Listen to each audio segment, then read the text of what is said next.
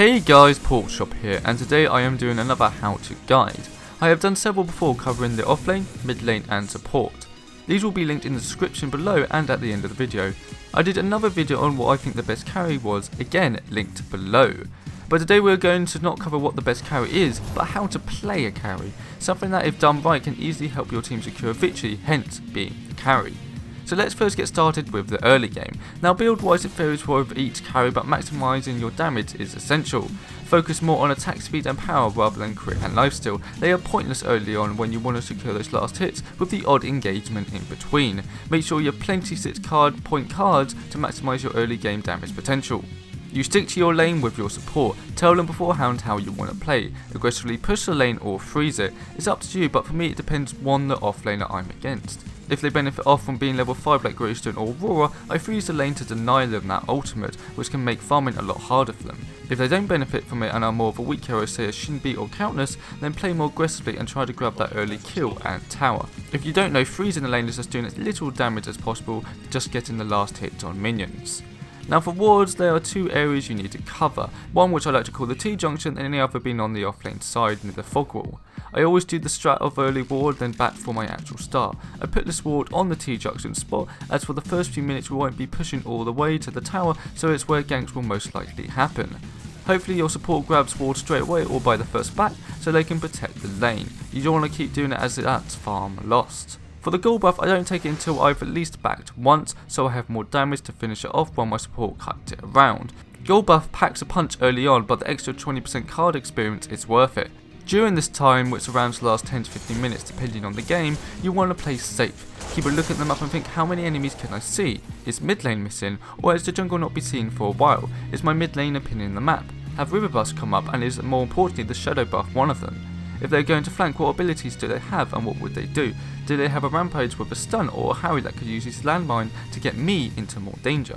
Think around that and react accordingly, backing off safely. Better be safe than sorry. This may sound like overthinking, but it has to be second nature to make sure you're positioned correctly and don't reward the enemy team from death ball in your lane. Now the mid game comes around used to be decently farmed when you can compare to the other team's carry. This is the stage where, unless under difficult circumstances, the offlane tower should be down, meaning you and your support don't need to be in lane all the time.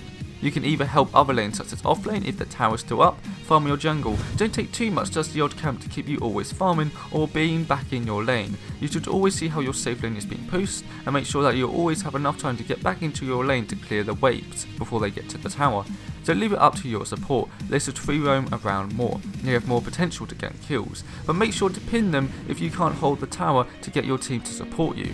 Last thing you want is to be the only one in the safe lane while 3 other enemies are pushing it, and even with countless pins your team just isn't responding in time. If this is the case, the tower won't help you much, and it's just best to back away towards the tier 2 for safety. In some ways this is good, making it so you don't have to babysit the lane anymore. As a carry dying, especially in the first 20 minutes, is twice as worse than every other hero. This is prime farming time before more team fights are happening, where there will be less time to actually farm. For cards, you want to start hitting those escape cards like Blink Shot or Hunter Gilly, crit damage, slash bonus and lifesteal depending on your deck. But now, with the help of your team, Raptors will be an option, and pins for your team to do so. If you grab a kill or 2, make sure a few players are pushing lanes and you can try and get their extra card points. It really can make the difference. If you are feeling more confident, you can even grab the gold buff then drop down and do them. That will give you 1200 card points instead of the original 1000 per each Raptor. Now let's talk about dead time. Dead time is where you are doing nothing. You're not farming, backing in team fights, and you're basically just wasting your own time.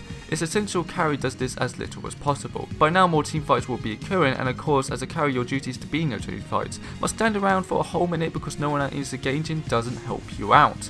Communicate with your team and stay close. Farm your jungle if you see everyone mid, or split push the lane and try to grab a tier 2 tower. In my own experience, I just watch the map like always, see who is there and who isn't, so I can think, say, well, their Aurora and jungler isn't in mid lane, but everyone else is, so if I push a lane, I know I have to be a lot more careful. But this is why you stack a lane in your favour, so you don't have to stay there all the time. That's your job in the safe lane, making sure it's in your favour. What I mean by this is to make sure your minion waves builds and slow pushes to the enemy tower. Best method is just to kill the ranged minions for 1 to 2 waves and then leave it be. I know it's nice to kill all the minions for the extra farm, but being round to the fights and picks is more important on Monolith. This carries over to the late game. Now build wise you should be finished. In pretty much every game, if I get 3 or 8 kills by the 40-minute mark, I'm capped out at that 60 card point. Only times I'm not if I've died multiple times. You are now the strongest player in your team for raw pure damage. Here's how to be successful with it. You don't need to farm anymore. You push a lane if needed, then try to get a pick. Now, except for aim, what makes a great carry is always your positioning. You don't want to be in the front lines, you want to be behind your team or just out of sight. Make sure just to have enough gaps so all of the crowd control can't hit you, and just in range to poke the enemy team, and when the time comes you can just go in. Keep the high ground if possible. Look at the map and see if anyone is missing. You should be never the first to respond to a lane being pushed. You are needed to kill heroes now. Unless no one else can do it, leave it for the casters and junglers to get on those lanes. Look at how the enemy team has built. Who has basic armor and who doesn't. Focus those who don't to quickly delete them from a fight. A sudden pick then a 5-4 makes it a lot easier for your team. All prime is a big debate. Never try unless you have won a team fight killing 1 or 2 so they can't respond for you trying to get it. If you have built around 20 lifesteal in your deck, you can solo it, but be careful from any opposition to steal it, and it's always good to have backup, and again make sure you pin it so your team knows you are doing it. When sieging a lane, staying safe is a lot harder. You have to know how many ultimates have been used CC wise. If there still hasn't used his ultimate, it can be game over very quickly. You can help push the lane, but when doing damage, stay to the sides of the towers so not everyone's getting instant wiped. Every second you're alive, the more DPS you can bring to the team. And that goes for my overall last point, that sometimes it doesn't matter if you're the best carry in the world, you need a team to peel for you. What's peeling, you ask? This is where your team gives you the opportunity to do as much damage as possible to the enemy and keeping you alive. Every extra second you are alive is more damage dealt, when your team gets in front of you and does the heavy work. Stunning enemies for you to wipe them from existence, or body blocking shots to you and just being on the front lines taking it all. They are trusting you to go in and do the damage. Of course you're not the only high damage dealer. The caster and maybe another will have to, but they cost mana and have a lot of cooldowns, but you can just keep going on and on.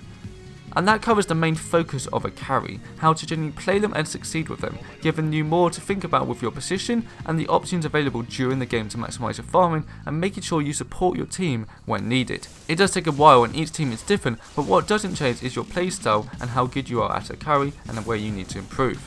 But thank you guys very much for watching, I always appreciate it as this was a very high detailed video that took quite a while to do, and I'll see you next time.